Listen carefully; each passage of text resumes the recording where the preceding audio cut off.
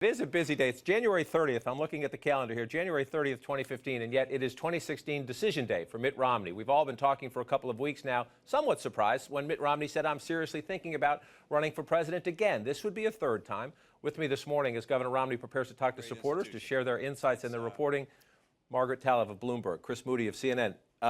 It was a surprise he said he might do this again. Now, is it a surprise that he's moving so quickly? He sent out an email late last night to his top supporters saying dial in at 11 o'clock, and we are told this morning he is prepared to tell them, not an official announcement that I'm in, but he's going to tell them if he's getting out. If he decided never mind, he will tell them that, and otherwise, and the indications seem to be that he's leaning forward and he's going to run this campaign. Quick timetable. I think that's right. I mean, when you look at the last few days, you're seeing a lot of movement towards Jeb Bush. You're seeing one of Romney's key supporters from Iowa for many years moving into Jeb Bush's camp. And I think that Governor Romney has decided that he needs to sort of stop this momentum and turn the narrative back to his own control as much as he can. And that's what this is about. Right. To that point, I was emailing with a Romney supporter this morning who's spoken to the governor, and he says recently, and he says he knows because of all the pressure out there. He needs to make the decision. By pressure, the supporter said Governor Bush just yesterday, for example, signed up a top Romney operative from 2012 to probably run the Jeb Bush campaign.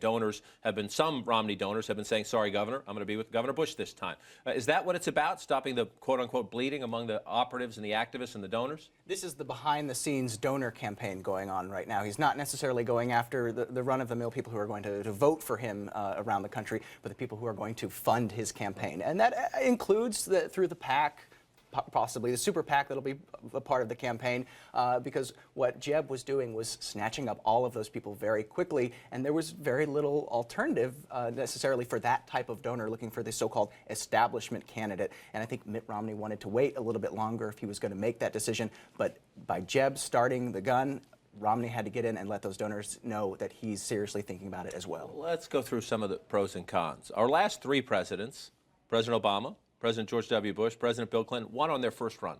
Their first run for president, they won. But Ronald Reagan was his third time. Mitt Romney knows that. Bob Dole was the nominee. He ran twice and was the nominee and lost. McCain was the nominee and lost on his second time.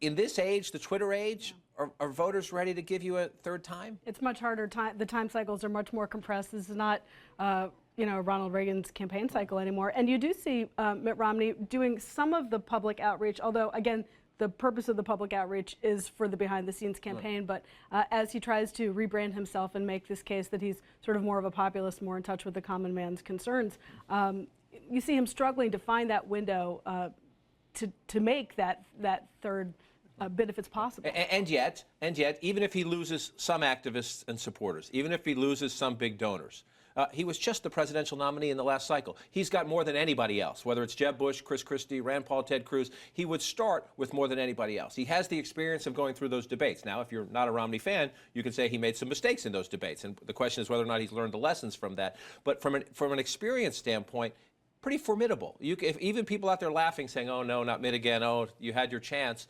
he would start, I would say, the most formidable Republican candidate, no? When it comes to infrastructure, Mitt Romney has a railroad laid since about 2006, and this has been going on for a long time for him. But remember, when we're comparing other election cycles, they're not all created equal. On the Republican nomination side, this is a really potentially deep bench with sitting governors, lots of possible senators, and so it's very different from 2012, and of course it's very different from 1980. You've got a lot of people he's going to have to contend with, and that goes for the so-called establishment candidates with deep money on the establishment side in Wall Street, but also for the Tea Party activists and the conservatives.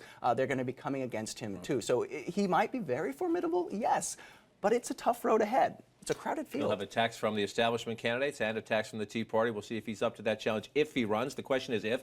Again, we'll get word from Governor Romney at 11 o'clock today.